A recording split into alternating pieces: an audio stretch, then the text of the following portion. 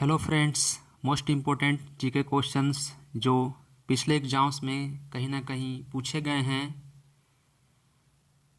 आज उसका यह चौथा वीडियो है। एग्जाम्स में जाने से पहले इसे एक बार ज़रूर देखें। अगर आप इसे पहले वाली वीडियो को नहीं देखे हैं तो प्लेलिस्ट में जाकर देख लीजिएगा। और अगर वीडियो की नोटिफिकेशन आपको मिलती रहे, इसके लिए आप इस चैनल को लाइक, सब्सक्राइब और बेल आइकन को दबाना ना भूलें। तो चलिए वीडियो को शुरू करते हैं। First question, the treaty of Srirangapatnam was signed between Tipu Sultan and a Cornwallis.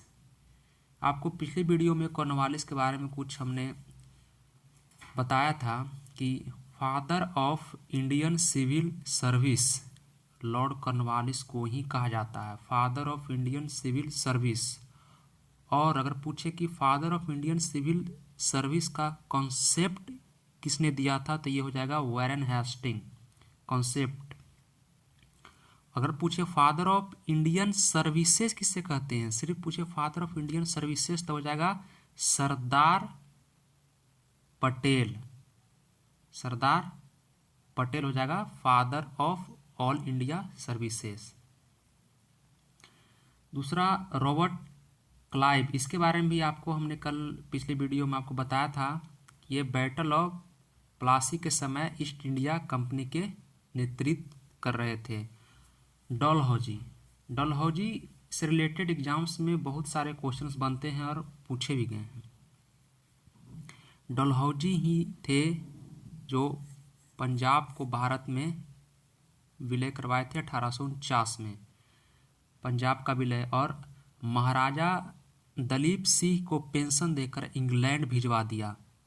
उसका अवध को भी विलय 1856 में इन्होंने ही करवाए थे। डॉक्ट्राइन ऑफ लैप्स डलहौजी ने ही लेके आया था, और इसके तहत पहला राज्य जो साइन किया गया था वो था सतारा था पहला राज्य डॉक्ट्राइन ऑफ लैप्स के तहत।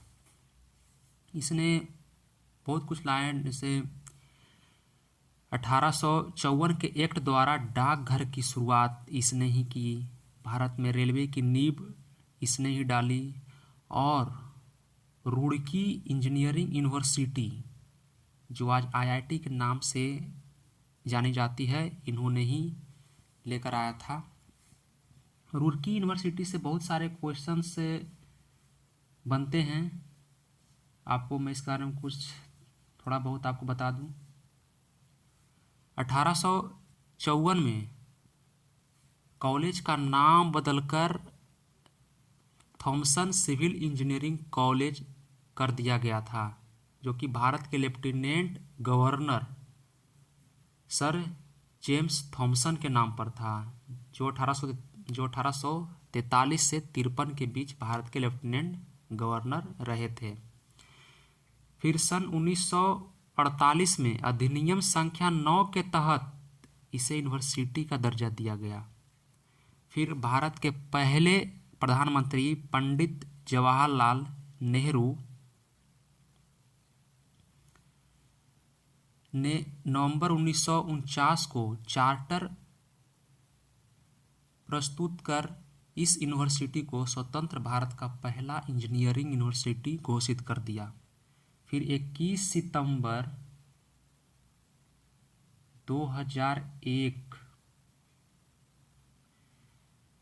को संसद में एक विधेयक पारित करके इस यूनिवर्सिटी का नाम रुड़की यूनिवर्सिटी से बदलकर India institute of technology Roorkee कर दिया गया, जो आज आईआईटी के नाम से जाना जाता है। चलते हैं next question. Two of the great Mughals wrote their own memories देवर, तो ये है Babur and Jahangir, B answer. Next question, pollination is best defined as, ये हो जाएगा transfer of pollen from anther to stigma, B. Next question, the members of the state public service commission are appointed by the, ये हो जाएगा B, governor. Next question, national emergency comes under, ये national emergency किसके under आता है? तो ये आपको बता दूं कि ये नेशनल इमरजेंसी आर्टिकल 352 के अंडर आता है। और ये 352 नेशनल इमरजेंसी 3 बार लगाया जा चुका है। फर्स्ट बार लगा था 1962 Indo China war, Indo China war. Second लगा था 1971 इंडिया पाकिस्तान वार। थर्ड लगा था 1975 को, ये लगा था इंटरनल डिस्टरबेंस के कारण, इंटरनल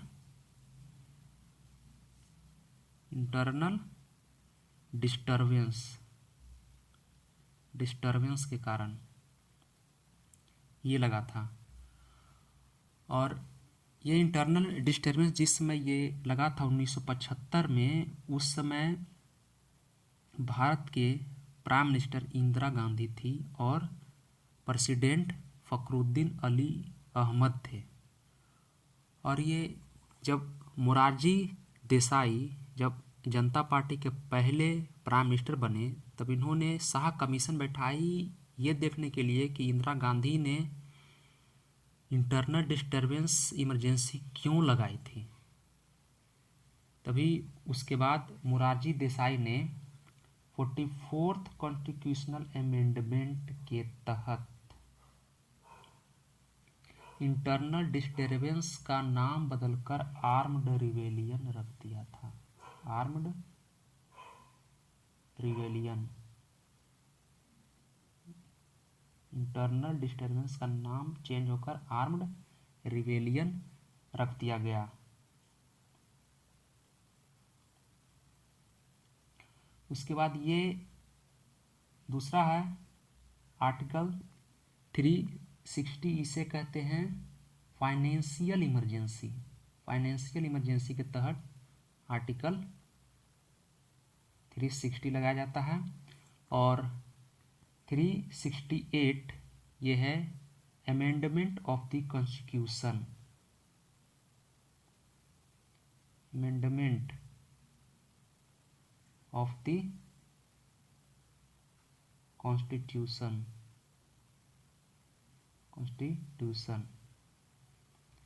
ये लिया गया है साउथ अफ्रीका से लिया गया है। और आपको बता दूं कि ये तीनों इमरजेंसी के समय आर्टिकल 20 और 21 खत्म नहीं होता है। आर्टिकल 20 और 21, तीनों इमरजेंसी के समय आर्टिकल 20 और 21 खत्म नहीं होता है। आर्टिकल 20 और 21 के बारे में कुछ आपको बता दूं। आर्टिकल 20 कहता है कि एक गलती की एक ही सजा और खुद के खिलाफ गवाही नहीं दे सकते। और आर्टिकल 21 कहता है जीवन जीने का अधिकार। और एक है आर्टिकल 19, यह आर्टिकल 19 सिर्फ एक्सटर्नल एग्रेशन में ही खत्म होता है, सिर्फ एक्सटर्नल एग्रेशन के समय ही खत्म होता है। जैसे इंडिया चाइना वार हो जाए, इंडिया पाकिस्तान वार हो जाए, तभी ये आर्टिकल 19 खत्म होता है। आर्टिकल 19 के बारे में आपको कुछ बता दूं। आर्टिकल 19 के तहत आता है राइट टू अ स्पीच, बोलने का अधिकार, राइट टू पीसफुल असेंबली, शांतिपूर्ण इकट्ठा होने का अधिकार, यूनियन बनाने का अधिकार। और हम भारत में किसी भी स्टेट में, किसी भी यूनियन टेरिटरी में रह सकते हैं, बस सकते हैं, ये भी आर्टिकल 19 के तहत ही आता है। और right to practice any profession, any job, हम कोई भी बिजनेस या जॉब कर सकते हैं, ये आर्टिकल 19 के तहत ही आता है। ठीक है, चलते हैं next question. The red Cliff line is a boundary between, ये रेड क्लिफ लाइन इंडिया और पाकिस्तान, इसमें ए और बी दोनों ही हो जाएगा, इंडिया पाकिस्तान और इंडिया बांग्लादेश, जो कि पहले एक पूर्वी पाकिस्तान था और एक पश्चिमी पाकिस्तान था। इसमें से एक इसका इंडिया चाइना को McMahon line, India China, India Myanmar को कहा जाता है Indo Burma barrier, Indo Burma, Myanmar का पुराना नाम बर्मा ही था, Indo Burma barrier, India Myanmar का। Next question, which of the following is a tropical grassland, तो ये हो जाएगा आपको ए सवाना आइलैंड। चलते हैं next question, the ratio of width of our national flag to its length is, तो ये 2:3 हो जाएगा। यहाँ ध्यान देने वाली बात है कि विड्थ इज टू लेंथ पूछा है, और वही ये पूछा है विड्थ इज टू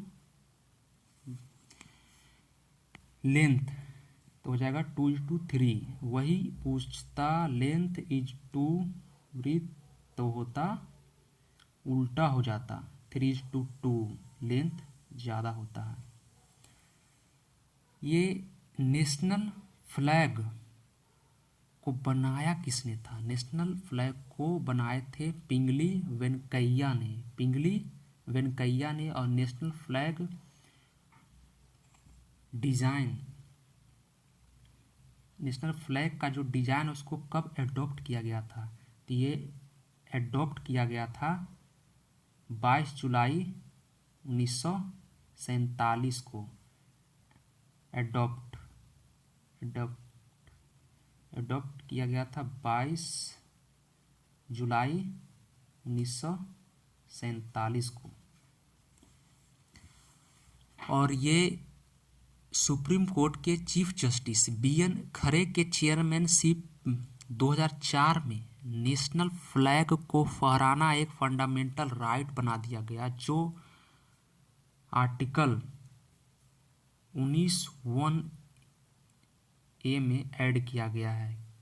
किस आर्टिकल में, 19(1)A आर्टिकल में ऐड किया गया है कि नेशनल फ्लैग हम लोग फहरा सकते हैं।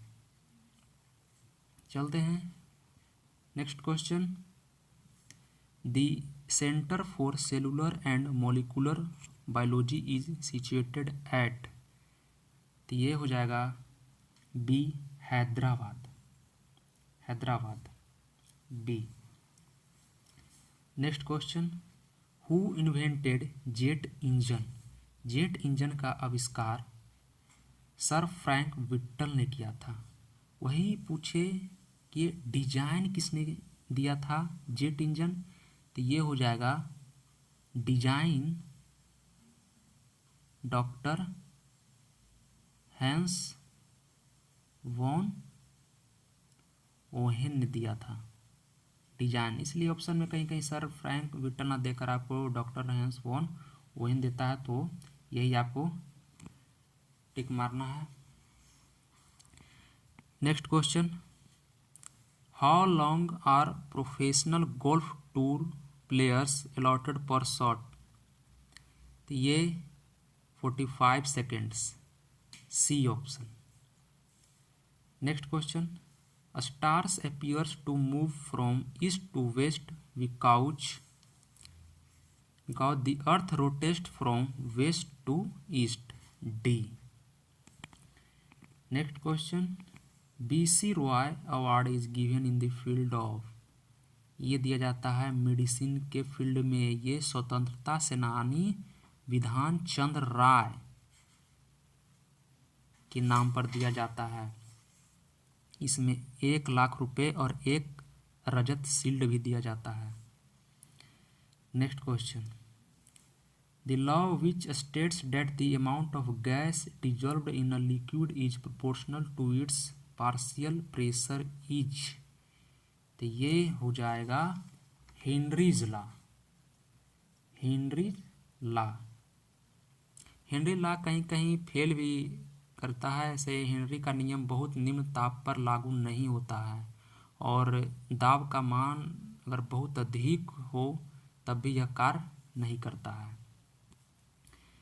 Next question, which of the following is not associated with the UNO. तो ये हो जाएगा एशियान।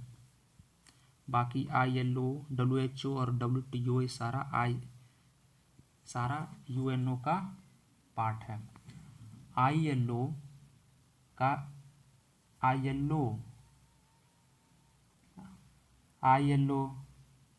WTO, WHO ये तीनों का हेड क्वार्टर्स जेनेवा में है। जेनेवा जो कि पड़ता है स्विट्जरलैंड में पड़ता है। ये तीनों इसका ILO, WHO और WTO। आंसर तो इसका ये होगा। ये तीनों का हेडक्वार्टर ILO, WHO और WTO का हेडक्वार्टर जेनेवा स्विट्जरलैंड में पड़ता है।